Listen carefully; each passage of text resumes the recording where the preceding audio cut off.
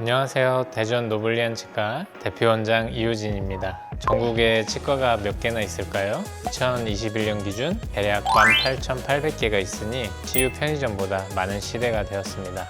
편의점보다 치과가 많다니 대단하지 않습니까?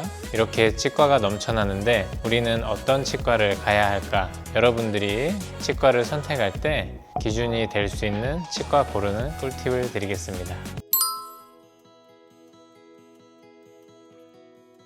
참 인생은 선택의 연속인 것 같아요. 거기서 좋은 선택을 해야 후회가 없겠죠. 제가 여러분께 도움이 될 만한 좋은 치과 고르는 법 3가지를 설명드릴게요. 첫 번째 팁은 개업 후 10년 이상 된 치과를 가시길 추천드립니다. 대부분의 우리 치과 의사들은 학창 시절에 열심히 공부한 성실한 모범생입니다. 성실한 사람이 10년 정도 임상 진료에 매진할 경우 대부분은 그 분야에서 프로가 됩니다.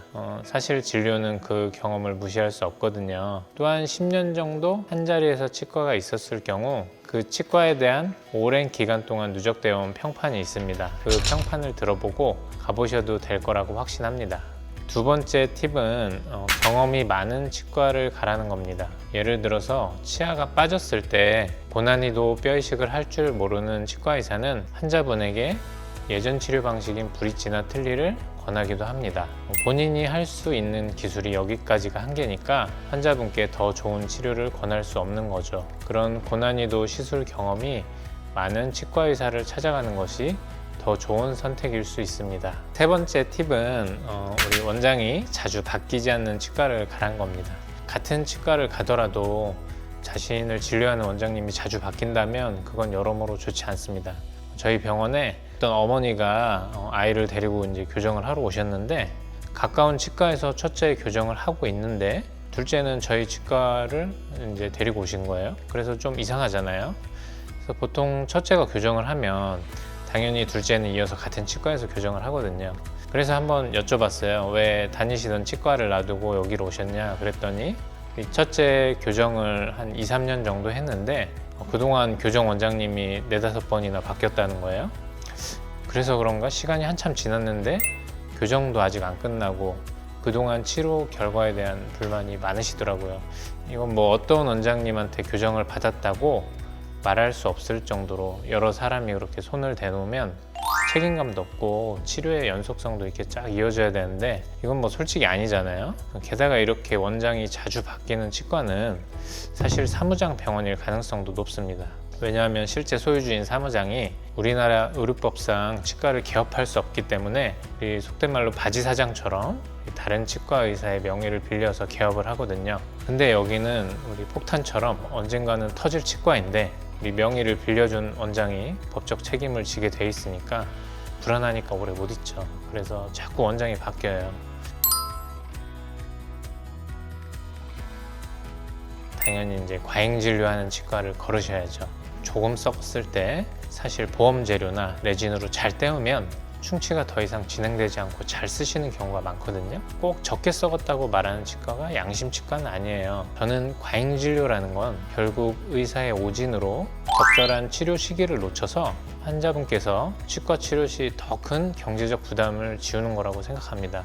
예를 들어서 보험 재료로 간단히 때울 수 있는 것을 계속 지켜보자고 하다가 어느 날 갑자기 이제 통증이 생겨서 왔더니 비싼 금으로 때워야 한다든지 심지어 신경치료하고 일을 씌우게 된다면 환자 입장에서는 미리 간단하게 치료할 걸 그랬네 하고 생각하실 거 아니에요? 우리가 환자분의 입장에서 생각해서 적은 비용으로 치료 방법을 제시하는 치과가 좋은 치과라고 생각합니다. 광고를 지나치게 많이 하는 치과를 거르는 것입니다. 치과 매출의 상당 부분을 광고에 쓰는 치과들이 있거든요. 이런 건 욕심이 많은 거죠. 자기가 이제 진료할 수 있는 환자 수 이상을 광고로 모집해서 우리 새내기 페이 닥터들에게 넘기는 거잖아요. 의사가 시술할 수 있는 환자의 수는 정해져 있는데 어떻게 그렇게 싼 가격으로 치료를 할 수 있었을까? 덤핑의 끝은 감당할 수 없는 상황이 되어 결국 폐업하고 도망가는 건데 그런 비정상적인 치과를 피해가는 것이 나쁜 치과를 거르는 팁이라고 할 수 있겠죠. 내비게이션 설계 같은 게 2,000건이나 등록했다고 하는데 축하드립니다. 감사합니다. 참 세상이 변해서 이렇게 컴퓨터 분석을 활용한 임플란트, 일명 내비게이션 임플란트 같은 좋은 기술이 생겨서 환자분들께서 예전보다 훨씬 쉽게 수술을 받으시고 결과도 좋은 것을 보면 개인적으로 굉장히 뿌듯한 마음입니다. 제가 막 직접 내비게이션 설계하다 보면 진료가 끝나도 집에 못 가는 경우가 많습니다. 하지만 제가 이제 치료에 대한 약간의 강박증이 있어가지고 임플란트 수술처럼 이렇게 중요한 일은 직접 하나하나 다 챙겨야 되는 성격입니다. 한번 이제 수술이 끝나면 환자분들은 이제 제가 심어놓은 임플란트로 10년 이상 계속 식사를 잘 하셔야 되거든요. 이대로 이제 반평생을 써야 한다는 걸 생각하면 사실 대충대충 할 수가 없어요. 수술이 워낙 금방 끝나니까 원래 이렇게 쉽게 수술한다고 생각하시겠지만 그건 제가 이미 이제 내비게이션으로 수술 전에 모든 고민을 끝내고 일사천리로 이렇게 빠르게 진행하기 때문에 금방 끝나는 겁니다.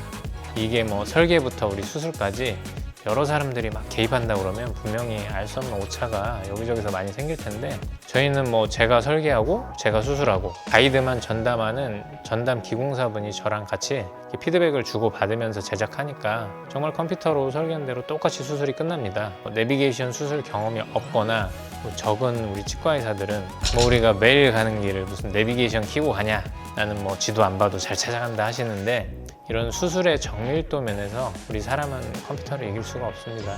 감에 의해서 하는 옛날 방식의 임플란트는 시술하는 날 치과 의사의 그 컨디션에 영향을 많이 받겠죠.